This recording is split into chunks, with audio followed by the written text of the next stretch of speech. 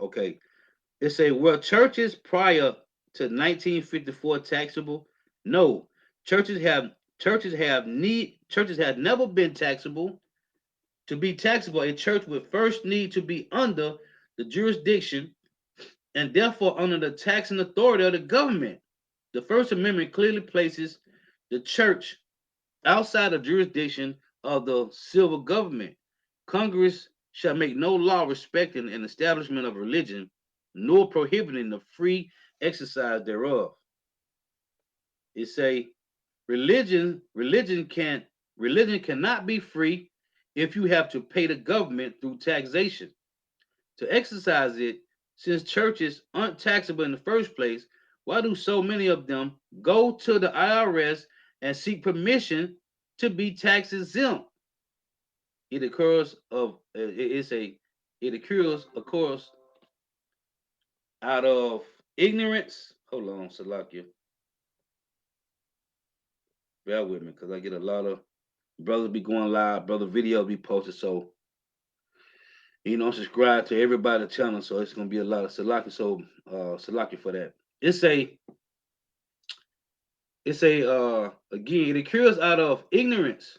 We didn't know any better, right? And they don't. But then they learn they had to, but you have to be taught these things. You can't just jump into some, which people do. It's a does the law require or even encourage a church to organize as a 501c3? To answer the question, let's turn to what IRS itself has to say. In order to be considered for tax exempt status by the IRS and organizations, it's a must fill out and submit IRS form 1023 and 1024. However, note what the IRS says regarding churches and church ministries in publication 557. Right? So I'm finna scroll down. Showing you this guy, Lyndon B. Johnson, set this up, man. Right? Which it was through Yahweh Shema Shah. Because the Lord, see, this is how cold the Lord is. The Yahweh Shema Shah is simple, man. All you got to do is follow these laws simple, man. He said in Exodus, let's read this before I go any further, man. This is Exodus. And this still applies to today, man. This hasn't changed. And it will not change.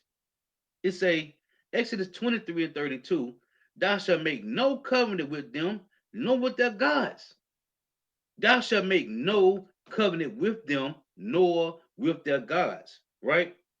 This is Proverbs 3 and 31. It reads, envy thou not the oppressor, and choose none of his ways.